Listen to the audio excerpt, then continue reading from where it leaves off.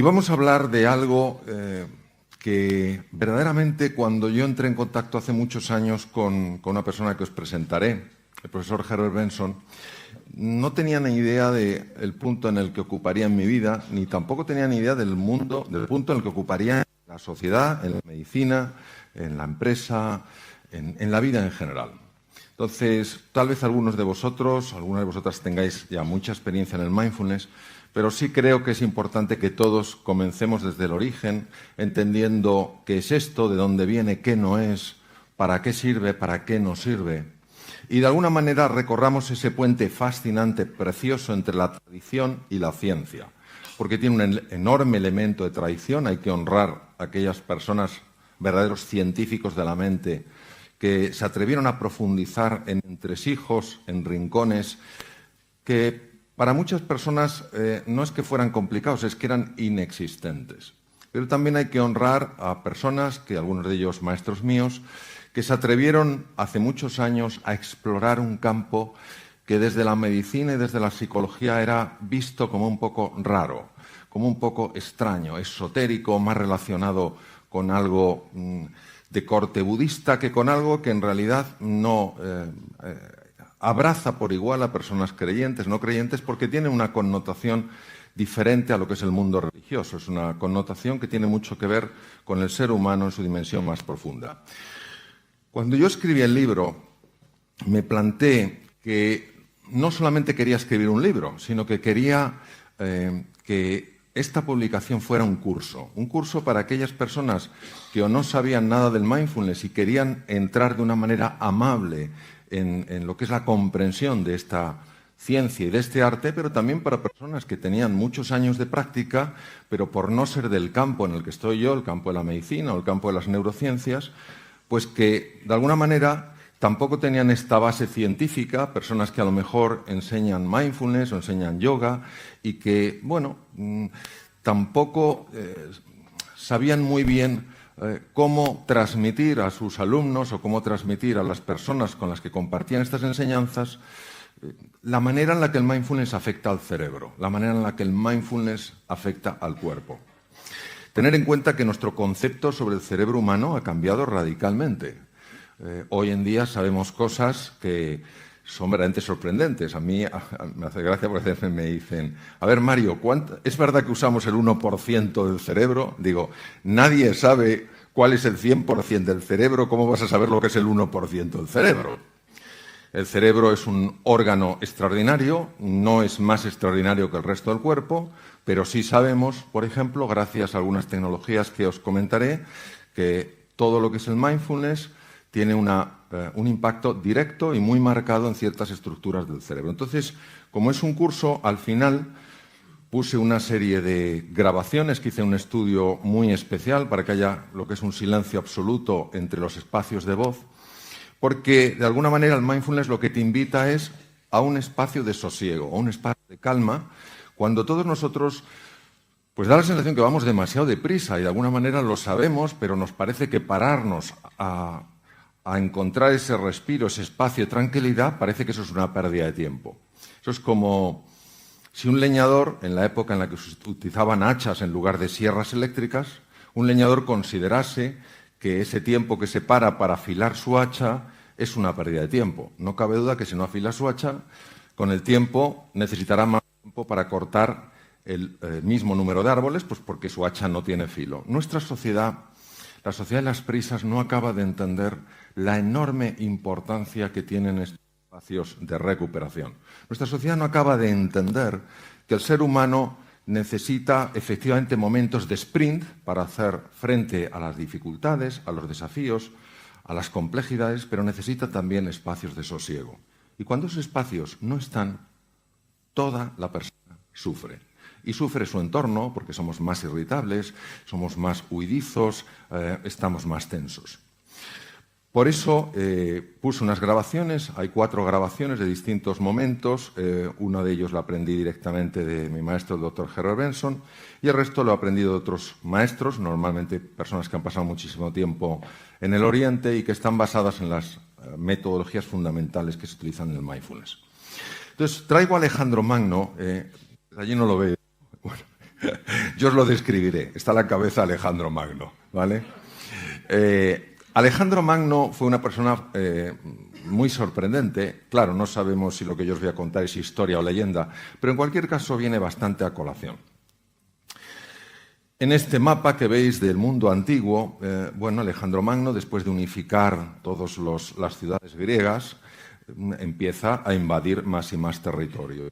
Conquista todo Asia Menor y llega un momento en el que va a ir más allá de Asia Menor. Y uno de los generales le para y le dice: Alejandro, no podemos seguir. Y Alejandro Magno pregunta: ¿por qué, general? ¿Por qué no podemos seguir? Y el general le responde: porque aquí se acaban los mapas. Es impresionante, ¿eh? Aquí se acaban los mapas. Y la contestación de Alejandro Magno, que sí pega bastante con lo que parece que históricamente fue, la contestación de Alejandro fue la siguiente: general, los ejércitos mediocres se quedan dentro de los mapas. Los grandes ejércitos exploran lo que hay fuera de ellos. Lo que estaba más allá de Asia Menor es la India. La India no existía en ninguno de los mapas que manejaban en Occidente. Esto ha pasado muchísimo con el mindfulness. El mindfulness desafía por completo nuestra mente racional y por eso algunos de mis maestros, cuando decidieron investigar esto, fueron ridiculizados por sus colegas pensando que era estúpido lo que hacían, que era absurdo asomarse a un sitio donde no había mapa. Pero fueron estos pioneros los que por atreverse descubrieron un nuevo mundo y lo compartieron con nosotros. Y gracias a estas personas, hoy podemos entender que el mundo no se acaba donde nuestros viejos mapas. Pues lo que vamos a explorar hoy juntos es lo que hay más allá de ese mapa. ¿Qué es lo que hay más allá de nuestra forma tradicional de pensar? ¿Qué es lo que hay más allá de esa imagen que vemos reflejada en el espejo? Mirad, cuando yo tenía 17 años, tuve la increíble fortuna de comprarme un libro escrito por un gran médico. Yo no le conocía, luego fue profesor mío en los cursos de doctorado en la Universidad Autónoma de Madrid, donde hice los cursos de doctorado, después de acabar la carrera de medicina. Y este hombre, el profesor Pedro Laín Entralgo, escribió un libro sobre historia de la medicina que se llamaba La relación médico-enfermo. Fue el primer libro de medicina que leí en mi vida. Tenía 17 años, hoy tengo 62. Y en aquel libro describían que los médicos griegos de la escuela del famosísimo Hipócrates, tal vez os suene el juramento hipocrático, habían hecho un descubrimiento sensacional. Habían descubierto que a través de palabras, que a través de la comunicación, podían curar enfermedades. Esto es verdaderamente rompedor, porque una enfermedad es algo tremendamente físico y no entendemos cómo las palabras, que son cosas etéreas, intangibles, cómo es posible que tengan ese impacto. Bueno, lo que ellos descubrieron fue tremendo. Descubrieron la importancia de la cercanía, la importancia de la escucha, la importancia de la pregunta abierta, de la pregunta con deseo profundo de conocer y de comprender, y cómo esto repercutía en el cuerpo. Esto hace 2500 años en la Grecia de Hipócrates, creador de la escuela de medicina de Epidauro. Pero fijaos qué fascinante lo que ocurre en algunos periodos de la historia de la humanidad, donde simultáneamente en distintos sitios se van haciendo descubrimientos. Hipócrates y su escuela de medicina griega descubren que se puede curar a través de las palabras y que esto sucede, en su opinión, porque hay algo dentro de las personas enfermas en este caso, que cuando se activa tiene un poder transformador brutal.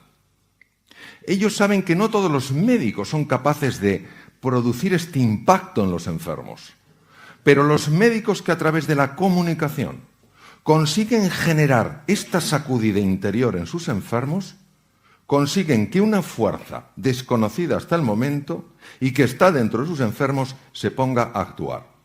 Como no es un conocimiento científico, no es algo que la ciencia de la época pueda de alguna manera estudiar o mostrar, le llaman el arte médico. el arte de curar a través de las palabras.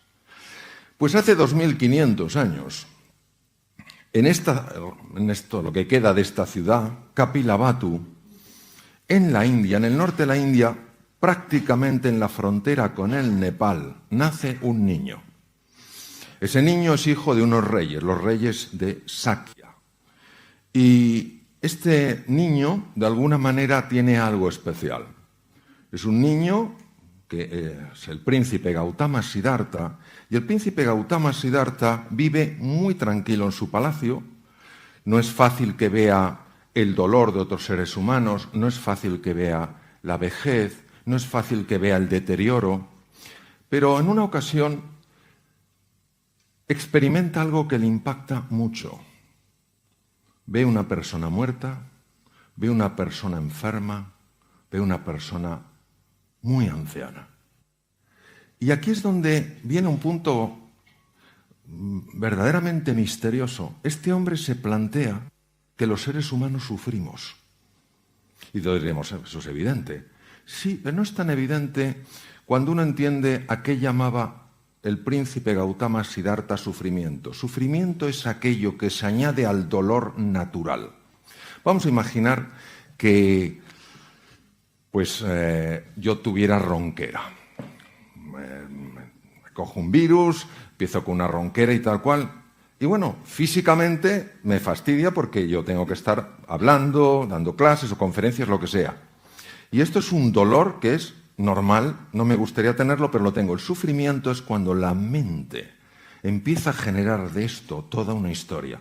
Ahora verás, claro, con esta ronquera no vas a poder ni hablar. Oh, y verás, y lo que hables ni se te va a oír. ¿Entendéis lo que os quiero decir? Este proceso de rumiación.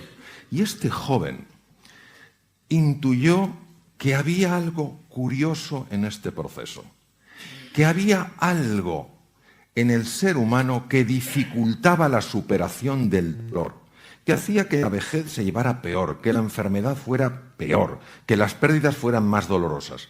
Pero no sabía lo que era. Es cierto que en el año 3100 aproximadamente se había publicado un libro que seguro que él conoció, el Bhagavad Gita, que ya hablaba de estos temas, pero no había nadie que los hubiera investigado con profundidad. Fue el príncipe Gautama Siddhartha el que abandonó a su mujer, que acaba de tener a su hijo Rahula, y se dedicó durante 12 años a intentar entender qué nos pasa a las personas. Nosotros le conocemos como el primer despierto, el príncipe Sakyamuni Buda. Buda en sánscrito es el despierto, porque cuando descubrió lo que nos pasa, algo cambió en su semblante. Y en una ocasión, saliendo de un bosque, se encontró con un campesino que al ver a alguien tan especial le dijo, eres un dios. Y dijo, yo soy el despierto. ¿Qué quiere decir eso? Pero fijaros, si nos vamos, mirad qué interesante lo que decía Buda, os lo voy a leer para los que no podéis verlo porque estáis en otro sitio. Para enseñar a los demás, primero has de hacer tú algo muy duro, has de enderezarte a ti mismo. Oye, qué fácil es ver en el otro el problema. Qué fácil es ver en el otro el defecto. Qué fácil es ver en el otro la falta de atención hacia nosotros. Qué difícil es verlo en uno. Y cuando a uno se lo dicen, es que no le gusta nada. Porque a mí me encanta eso cuando decimos, dime la verdad. Nadie quiere conocer la verdad. Pero hay que conocer la verdad. Tú te vas a un restaurante y te llega a lo mejor el chef y te dice, ¿le ha gustado? Y antes de que conteste, se ha ido. Yo recuerdo una ocasión en Madrid, en un restaurante, se acercó el chef y dijo, ¿le ha gustado? Y digo, sí, está muy bueno. ¿De verdad? ¿Le ha gustado? Digo, no puede ser, este quiere conocer la verdad. Sorprendente. Digo, no, todo muy rico. No, pero de verdad, ¿no hay algo que yo pueda mejorar? Casi me dieron ganas de abrazarle. Y decirle a usted que clonarle. Pues no es fácil. No es para sentirse mal, es para tomar conciencia de que es más fácil ver lo que el otro tiene que mejorar que lo que yo tengo que mejorar. Pero es que fijaros que en China, hace 2500 años también, aparece una persona muy especial. Se llama Lao Tzu o Lao Tse, que escribe un texto muy bonito, es un texto orden metafísico que se llama el Tao Te Ching, y fijaros qué cosas dice este hombre hace 2500 años. Lo voy a leer. Si estás deprimido es porque vives en el pasado. Si estás lleno de ansiedad es porque vives en el futuro. Si estás en paz es que vives en el presente.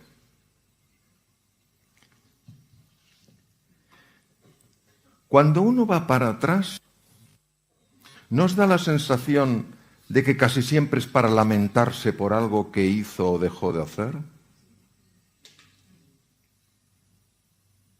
Y cuando se va al futuro, ¿nos da la sensación de que es para llenarse de ansiedad ante lo que podría pasar? Es increíble. ¿Qué engaño más sutil de nuestra mente? Si no vamos para atrás para aprender. Mentira. ¿Te quiere llevar para atrás para que te sientas culpable o avergonzado? Bueno, vamos al futuro que hay que anticipar. Mentira. ¿Te quiere llevar al futuro para que te preocupes y empieces a sufrir por cosas que todavía no sabes ni siquiera si van a suceder?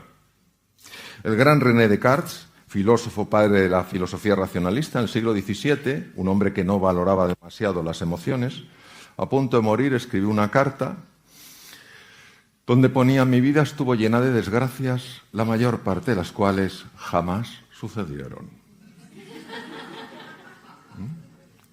Pues claro, ¿nos cuesta tanto estar en el aquí y en el ahora?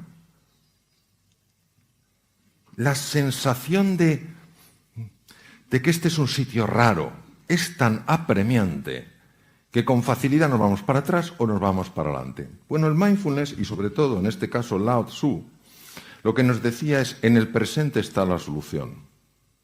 Y nosotros tenemos que entender por qué. Porque esto de está en el presente, se oye mucho. ¿Pero qué quiere decir? ¿Qué significa realmente?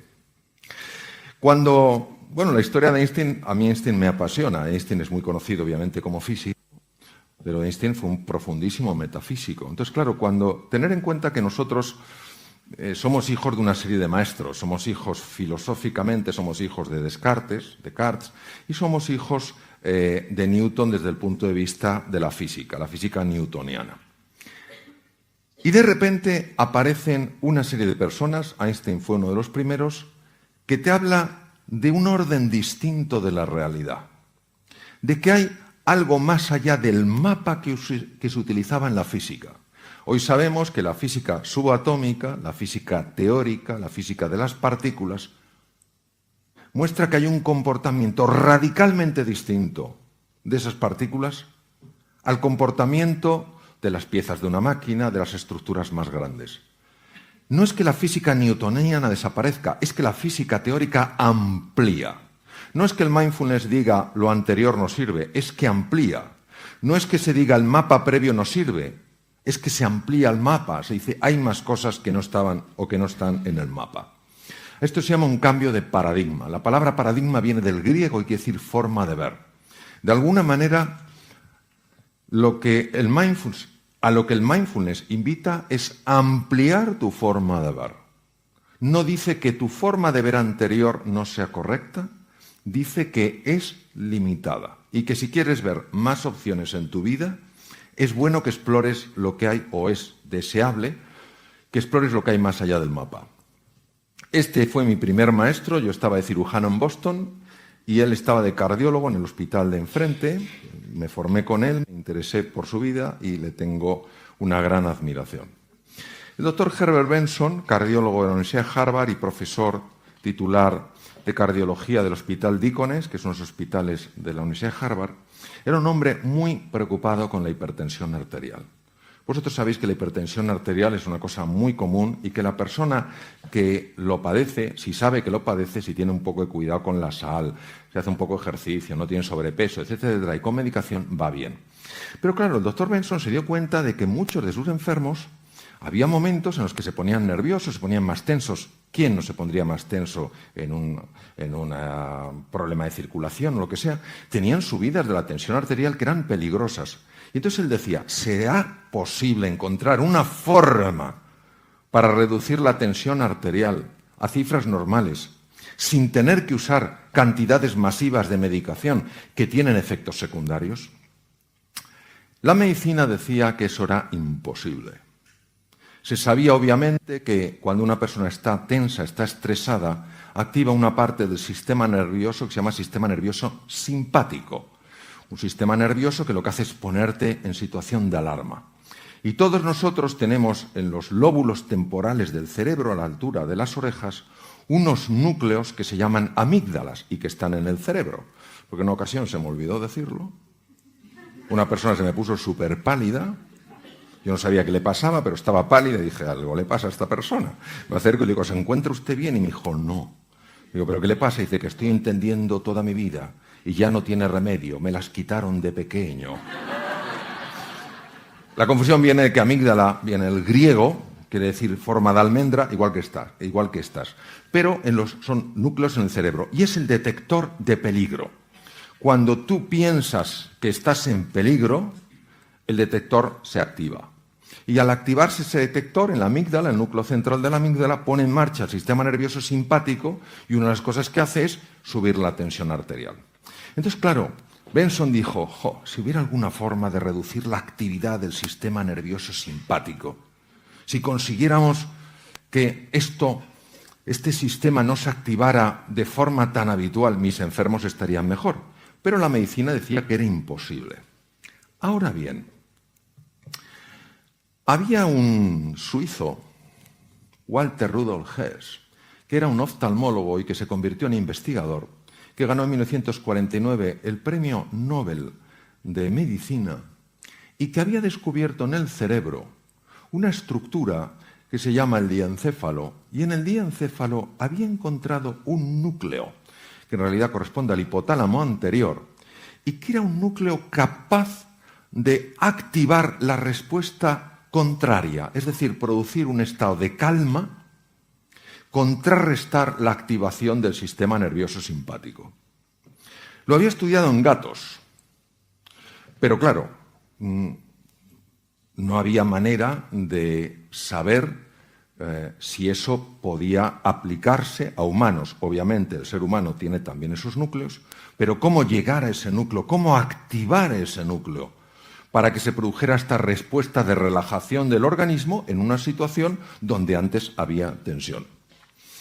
Y este hombre, obsesionado, como os digo, por mejorar la función cardíaca, por intentar que este corazón que todos tenemos latiera con más sosiego, con más paz, con más tranquilidad, no paraba de buscar algún tipo de forma para activar ese núcleo. Pero claro, la medicina decía que ese núcleo está tan profundo en el cerebro que no se puede activar. Hasta que por una serie de curiosas casualidades, no entraré mucho en detalle, pero cayó en sus manos un libro que le hablaba de que la comunidad budista era capaz de hacer cosas con su cuerpo que parecían imposibles. Y no hablo de levitación porque nadie ha probado que la levitación exista. No digo que no exista, pero nadie lo ha probado. Pero sí que eran capaces de activar cosas en el cuerpo que solo eran posibles, que solo se podían activar si sabían la vía a ese núcleo, al núcleo trofotrópico del hipotálamo.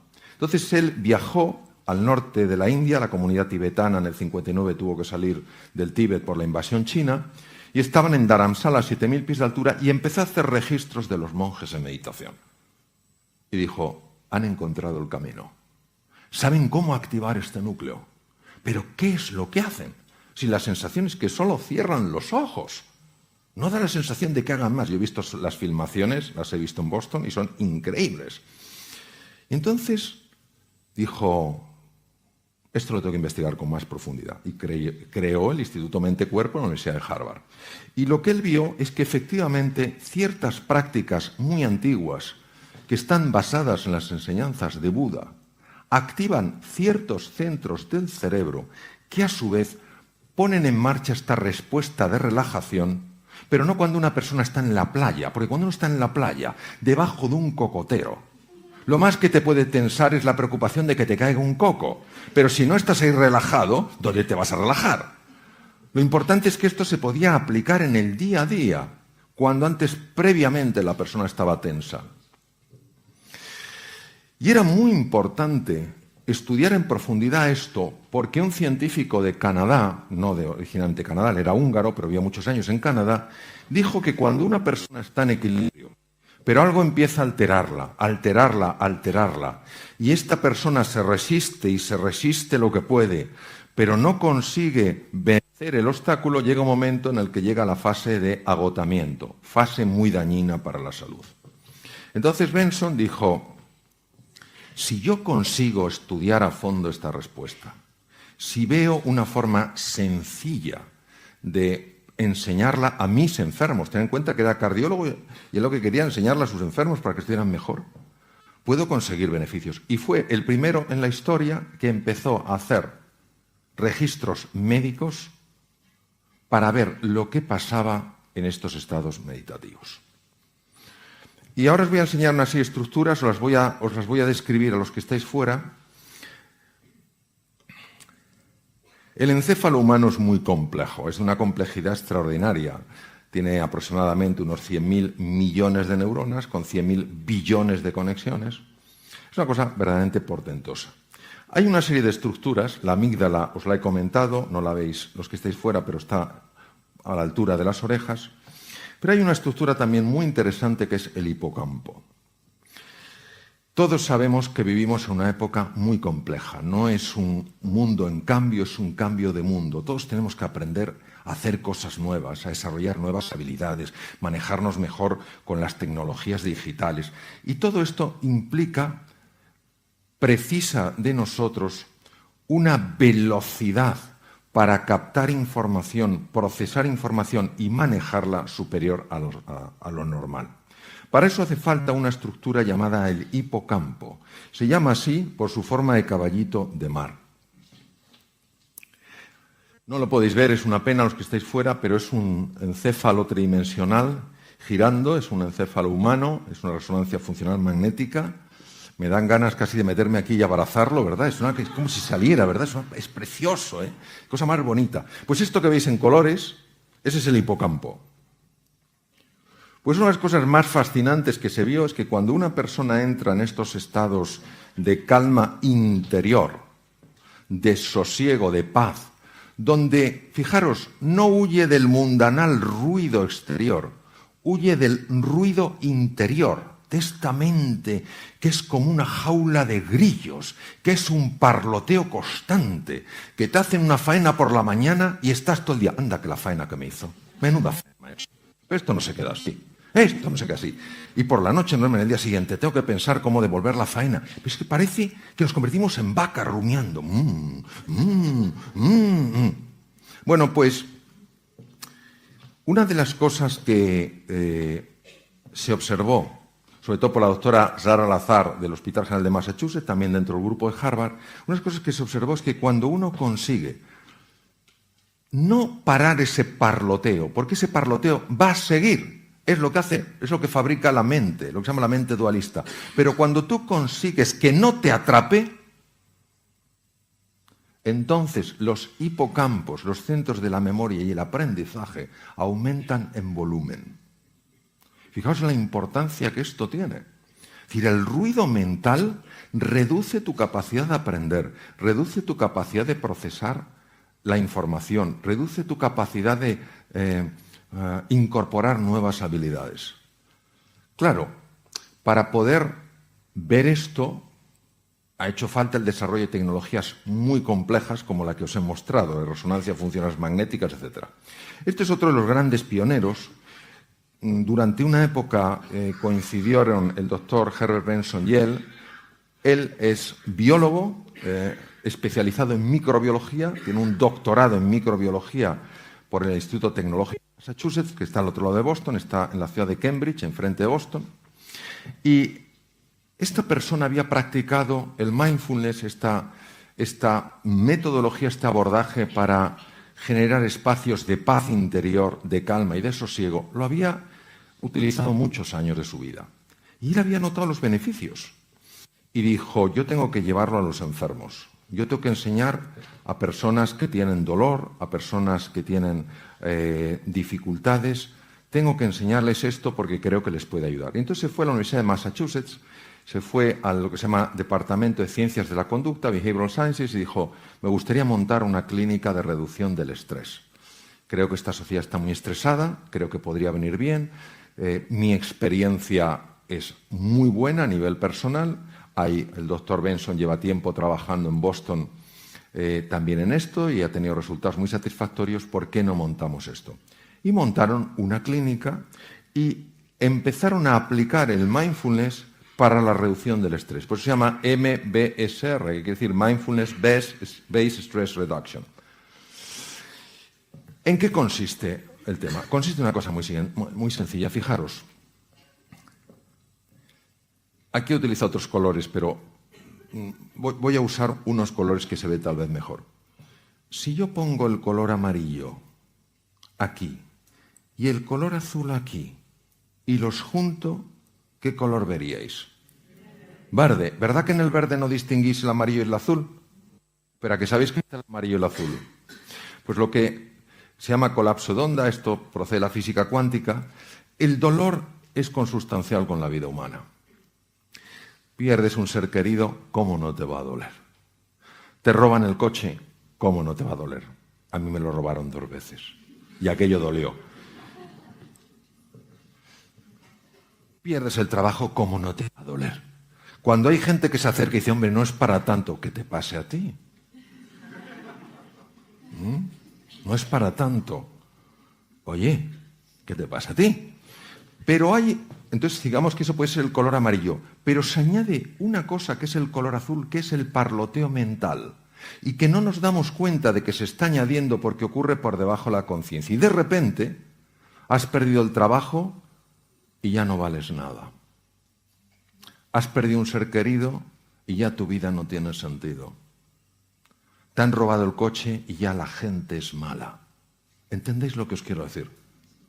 Como ocurre por debajo de la conciencia, uno no lo entiende, no sabe lo que le está pasando. Lo que hace el mindfulness es separar la onda. El dolor tiene que estar, es parte de nuestra naturaleza, pero el sufrimiento es una creación de la mente humana. Este es otro de mis maestros, el profesor Judson Brewer.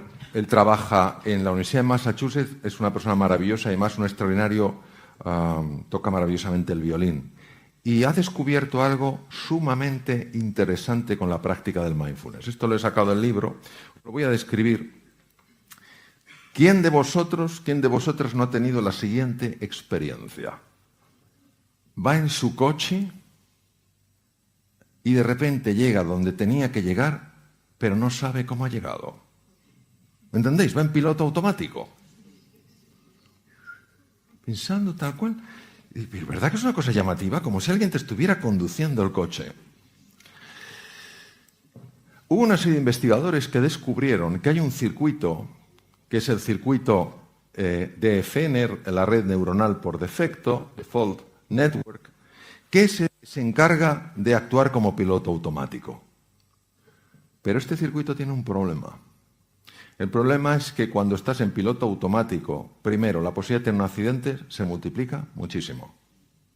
Y segundo, que este piloto automático es lo que se llama the wandering mind, la mente que divaga, y que es la fuente de la infelicidad. Estar en piloto automático. Estar en piloto automático. ¿Cuándo uno está en piloto automático? Uno está en piloto automático cuando en una conversación dejas la cara puesta y te llevas la olla a Camboya. La cara la dejas, estás en piloto automático. Entonces la persona ve que tú la miras, pero sabe que no estás ahí. No sabe dónde estás, pero sabe que ahí no estás. ¿Entendéis lo que os quiero decir? Entonces, eso que se llama the wandering mind, dice, the wandering mind is an unhappy mind. La mente que divaga es una mente no feliz. No podemos entrar en la construcción del yo porque nos llevaría mucho tiempo, pero es interesante que sepáis que la práctica del mindfulness interfiere directamente en este circuito. Interfiere en este circuito. Por ejemplo, nosotros comemos automáticamente. Nosotros no comemos con el cuerpo, comemos con la mente. Es como si el tenedor o la cuchara tuvieran vida propia. ¿Sabéis? O sea, según ya te está entrando el bocadito, ya el tenedor se está lanzando por el otro. Y luego, cuando uno ha comido, dices, me he pasado. Sí, pero es que nos pasamos una y otra vez, porque vamos en piloto automático. Bien. Esto es una de las razones, por cierto, de la obesidad y además incrementa la ansiedad.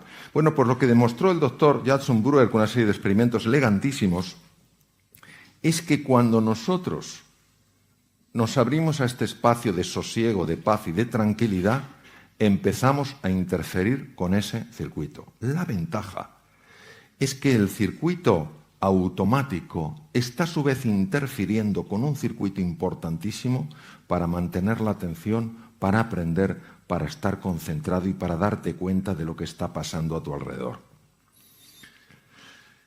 Este es el otro circuito que se llama Red Ejecutiva Central o CEN. El CEN es el que te ayuda a enterarte de qué va la cosa. Si alguien te está hablando, estar captando lo que de verdad te dice. Si estás ante un problema, entender de verdad de qué va el problema.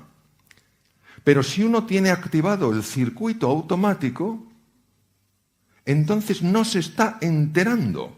Está captando muy poca información, aunque se cree que la está captando toda. Pues uno de los grandes hallazgos de Judson Brewer ha sido que la práctica del mindfulness, la de estos espacios de silencio, de paz y de tranquilidad, no solo interfieren en el circuito automático, en la red por defecto, sino que potencian el otro sistema. ¿Esto cómo se ve? Esto se utiliza fundamentalmente electroencefalografía muy precisa, se utilizan técnicas de resonancia funcional magnética que permite de alguna manera ver la mayor o menor actividad de esas zonas. Es decir, lo que te permite el mindfulness, lo que te permite estar aquí y ahora, activando nuevos circuitos y desactivando circuitos que no te ayudan, es empezar a cambiar tu percepción de las cosas. Empiezas a observarte de una manera distinta, con mucha más compasión, con mucha más comprensión.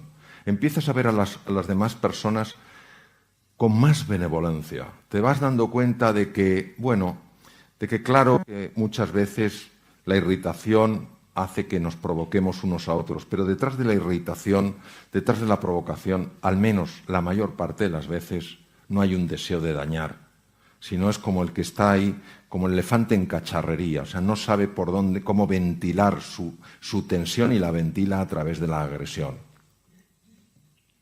Otra cosa fascinante que se ha visto utilizando electroencefalografía con la práctica del mindfulness, es lo siguiente. Veréis, nosotros tenemos dos hemisferios cerebrales.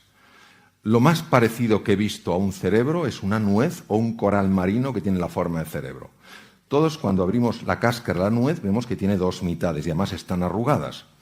En una ocasión una persona me preguntó, oye Mario, ¿por qué el cerebro está arrugado? Y le dije, porque si no, no cabría en la cabeza. ¿Os imagináis la corteza cerebral desplegada? Tendríamos una cabeza como un piano de cola. ¿Quién sale por el canal del parto con una cabeza que tiene el tamaño de un piano de cola? No hay manera. Se tiene que arrugar. Bueno, pues eso es el encéfalo humano. Tenemos dos hemisferios, el izquierdo y el derecho. Y en 1981 el profesor Roger Sperry, trabajando en el Caltech, Instituto Tecnológico de California, que está en Pasadena, el hombre descubre, estudiando una serie de cosas que se llama la serie El cerebro dividido de California, descubre que cada hemisferio cerebral hace una cosa diferente. Por ejemplo, yo el brazo derecho lo puedo mover gracias al hemisferio cerebral izquierdo. Por eso cuando una persona tiene una hemorragia en el lado izquierdo del cerebro, veréis que la dificultad la tiene en el lado derecho. Y si la ha tenido en el lado derecho la hemorragia, la dificultad la tiene en el lado izquierdo. Esto se sabía desde hace mucho tiempo. Lo que Sperry demostró es que cada hemisferio cerebral tiene su propia mente. Y cada mente hace una cosa diferente. Por ejemplo, para analizar, para organizar, para sumar, para restar, para hablar, para comunicar, necesitamos el hemisferio izquierdo. Pero para conectar, para tomar perspectiva, para imaginar, para relacionarnos con la incertidumbre y lo desconocido, necesitamos el hemisferio derecho. Los dos hemisferios están hechos para colaborar, igual que el hombre y la mujer, para mutuamente hacerse más grandes. El problema es que cuando una persona está bajo estrés, los dos hemisferios no hablan o hablan muy poco. Claro, ya os podéis imaginar el impacto de esto. La persona que tiende a ser analítica, bajo estrés se vuelve aún más analítica, más rígida en su análisis, más rígida en su estructura. La persona que es de corte más imaginativo, cuando está bajo estrés, se convierte como en un globo de helio, flota. Flota, y el del hemisferio izquierdo dice, aterriza, y dice, ¿para qué? Si desde aquí se ve todo mejor. Entonces, ¿qué ocurre? Que la práctica del mindfulness lo que hace es sincronizar los dos hemisferios. Cuando el doctor Benson, mi primer maestro, empezó con sus enfermos a enseñarles lo que se llama la técnica de relajación, que es una técnica de mindfulness, lo que buscaba, como os he comentado, era la mejora de la salud. Pero conforme pasaron los años, sus propios enfermos que le seguían viendo, aunque estaban mucho mejor, le decían, doctor Benson, le voy a decir algo curioso, me he vuelto más creativo. Y claro, Benson de entrada, como no le interesaba, dice, pues estupendo, enhorabuena. Pero cuando se lo empezaron a decir más y más, ya prestó atención. Dijo, ¿y esto a qué se debe? Entonces empezó a estudiar cómo la respuesta a relajación afecta al proceso creativo. ¿Por qué sabemos que esto es así? Porque cuando se utiliza electroencefalografía de alta precisión, se ve que una persona muy estresada tiene un ritmo de ondas, sobre todo en el hemisferio izquierdo, muy rápido, se llama alto beta, es el cerebro agitado. Y el hemisferio derecho tiene ondas tipo alfa. Pero cuando una persona encuentra ese espacio de calma y de sosiego, el alto beta empieza a hacerse más lento y las ondas alfa empiezan a extenderse. Y grupos más grandes de neuronas de los dos lados de los hemisferios cerebrales, o sea, de los dos hemisferios cerebrales, empiezan a dialogar entre sí. Y por eso empezaban las personas a decir que eran más creativas, que estaban viendo las cosas con más amplitud. Las ondas cerebrales han sido la gran apuesta para comprender esto, el ver los cambios de registro. Y para que os hagáis una idea, hay fundamentalmente tres tipos de ondas, aparte de las beta, están las alfa, las teta y las delta. Las alfa son las ondas más habituales en el mindfulness, ondas lentas y muy amplias, y en esas ondas el cerebro es especialmente creativo. Ese es el momento donde de repente empiezas a ver cosas que no habías visto. Las ondas teta las produce el hipocampo y es el momento en el que empiezas a revivir cosas que te sucedieron en el pasado, que en su momento no las pudiste digerir, pero bajo una conciencia madura ya puedes digerirlas. Se están reactivando recuerdos antiguos. Las ondas delta son muy difíciles de captar porque se confunden con las ondas que produce la musculatura del cuello, pero son algunas personas muy expertas son capaces de producirlas y están asociadas sobre todo con gran capacidad sanadora dentro del organismo. Voy a usar una metáfora. A mí las metáforas me encantan porque te permiten visualizar cosas que son cosas que son complejas de explicar con palabras. Mirad, nuestra mente es como un océano revuelto, donde hay olas grandes, impetuosas, agresivas. Y, pues claro, esto nos afecta a nuestra vida, nos afecta en la salud, nos genera tensión, sube el colesterol, sube los lípidos, sube la glucosa, sube el cortisol, en fin, un montón de lío. Cuando una persona se va sosegando, cuando una persona se va calmando, es como si pasara de la superficie del océano con esas ondas, con esas subidas y esas bajadas, a un espacio un poquito por debajo. Entonces ya estás debajo, ya estás en el agua, ya te has sumergido, no estás muy profundo, pero miras hacia arriba y aunque sientes la agitación de las olas, no te están afectando tanto. ¿Cuántas veces nos habrá pasado más de uno que estamos en un mar revuelto, te viene una ola y dices, esto es muy grande? Y en lugar de aguantarla como diciendo, conmigo no puede nadie, tú te sumerges y la ves pasar por encima. Pues es lo mismo, a medida que vas avanzando en la práctica del mindfulness, claro que se siguen produciendo olas, porque la mente no para de producir esos pensamientos, pero ya no te atrapan, los ves como a distancia. Conforme vas profundizando, vas entrando en un sitio verdaderamente curioso. Un sitio que aquí está representado, para los que no lo podéis ver, como el fondo del mar, con sus corales, con sus peces. Este es el fondo de la mente humana. Y entonces, en el fondo, ¿tú qué ves? En el fondo, lo primero que ves son capacidades tuyas que no sabías que tenías. Por eso mejora la confianza, tienes más ilusión, tienes más alegría. Y también descubres aquellas cosas que están impactando negativamente en tu vida y que no sabías que tenías. Descubres, por ejemplo, hasta qué punto uno está centrado en sí mismo. Cosas que no son agradables de ver, pero cuando las ves, las puedes resolver. Si no las ves, no las puedes resolver. Y esto no te sucede como proceso sesudo, diciendo, a ver qué hay en el fondo. No, estás así y de repente, lo ves, emerge. Es muy importante que entendáis una cosa. El mindfulness no busca cambiar a nadie. El mindfulness es un abordaje que lo que busca es enseñarte un camino para reencontrarte con tu verdadera identidad. Y ahora voy a explicar un poquito la parte más práctica, para que tengáis una idea más clara. La dificultad para hacer una práctica aquí es que hay muchos que estáis de pie y algunos que estáis sentados. Y los que estáis sentados os pueden ir muy bien, pero los que estáis de pie, si hacemos un ejercicio de mindfulness, pues a lo mejor acabáis en el suelo. Entonces tampoco es plan. Entonces, yo os voy a decir en qué consiste. Sorprende que sea tan potente y tan sencillo. Mirad, ¿en qué consiste este espacio de serenidad? Consiste exclusivamente en entrenar un músculo, el músculo más importante del ser humano, que no es ni el bíceps, ni el tríceps, ni el cuádriceps, ni el anconeo, ni el sóleo. Es el músculo de la atención.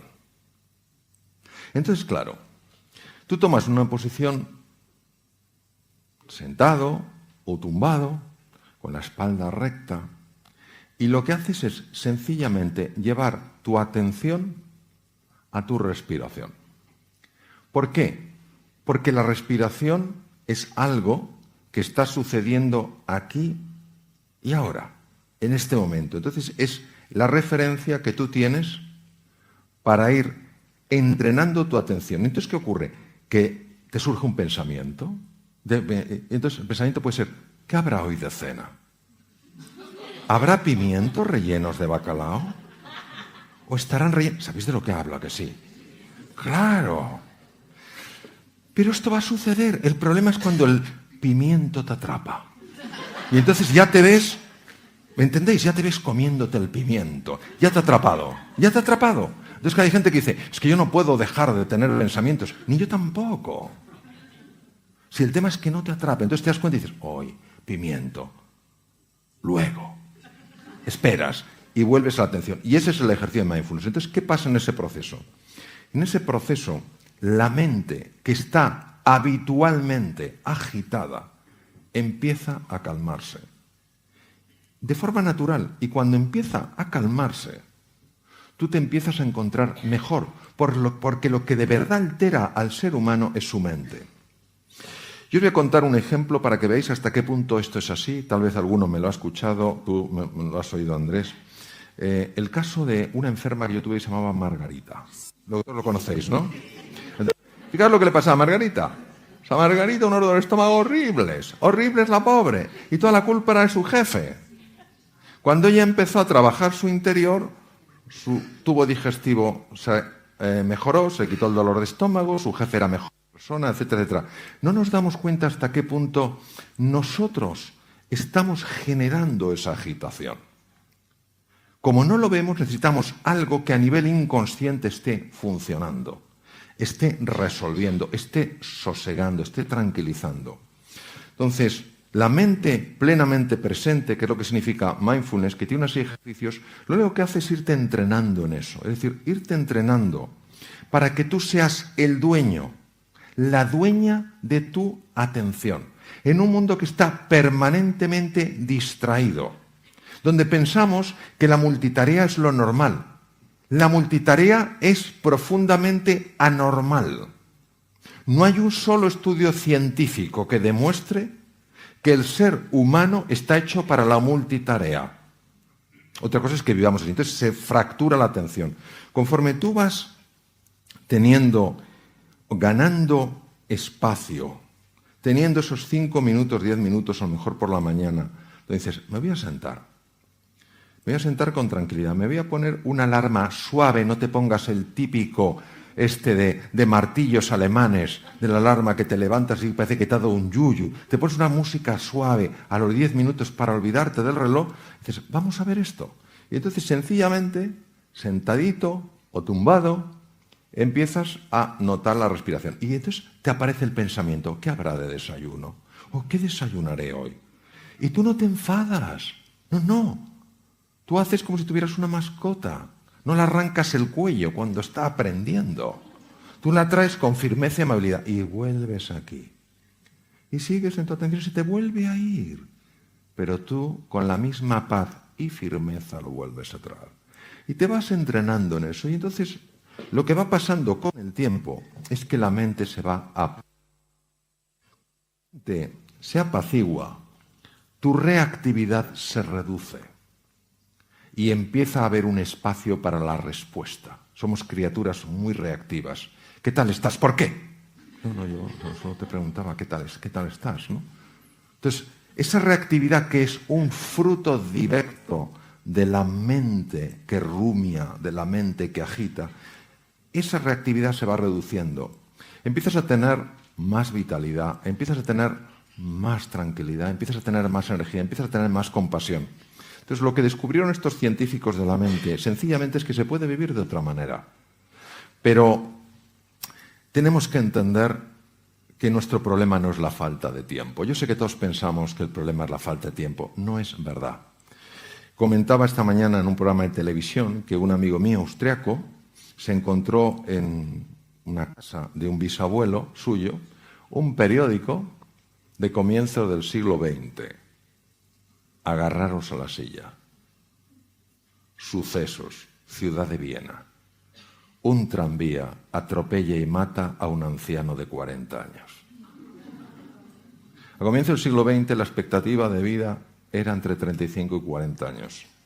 Aunque viviéramos 500 años nos quejaríamos de falta de tiempo. No es un problema de falta de tiempo.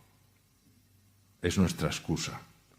Cuando uno se para y sabe que ese tiempo es importante, y esto lo digo sobre todo a las damas, porque las damas muchas veces, por condicionamiento social, pensáis que si dedicáis tiempo a vosotras sois egoístas.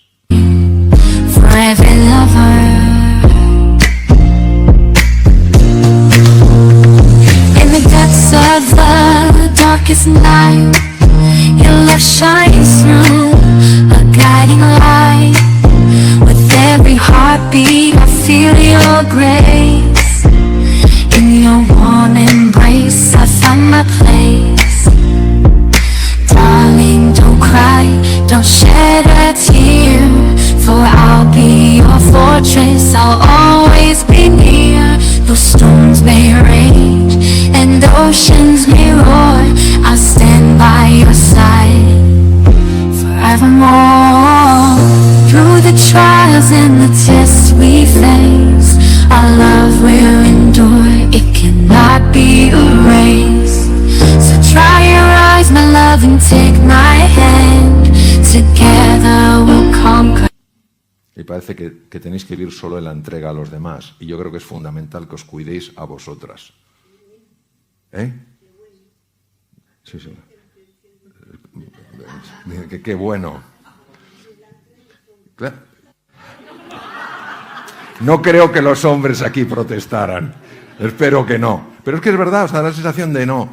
Es que si me ocupo de mí, claro que te tienes que ocupar de ti. Nadie que no se cuide puede de una forma prolongada a cuidar de otras personas. Entonces, lo que yo sí os quisiera es invitar al menos a que buceéis en esto. Los que lo practicáis sabéis que funciona. Esto no es un tema de creerse, es un tema de probarlo, de verificar por ti mismo que estás mejor.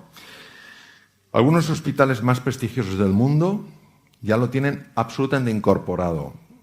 Yo trabajo en un instituto en Silicon Valley y tienen incorporados montones de empresas esta metodología.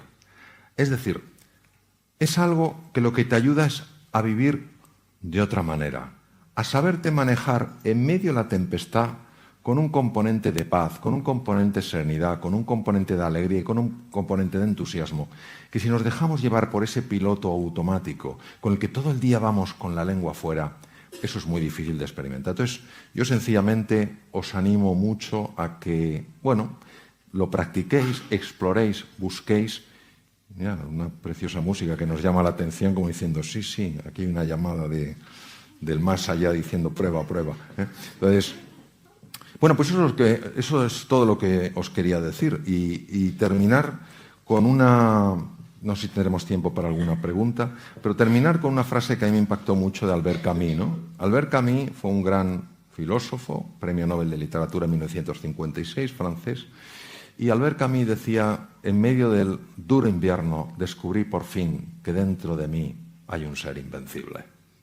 Entonces, que sepamos que dentro de cada uno de nosotros hay ese ser invencible, que no es un canto a la arrogancia, no es un canto a la prepotencia, sino es verdaderamente reconocer que no hay entre vosotros, no hay entre nosotros nadie que haya sido llamado a la mediocridad. Todos hemos sido llamados a la grandeza. Pero para poder escuchar ese maravilloso Stradivarius en medio de la orquesta, hay que saber silenciar un poco los platillos. Bueno, muchas gracias.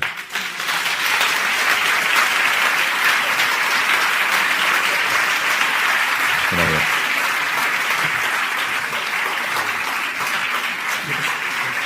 Sí.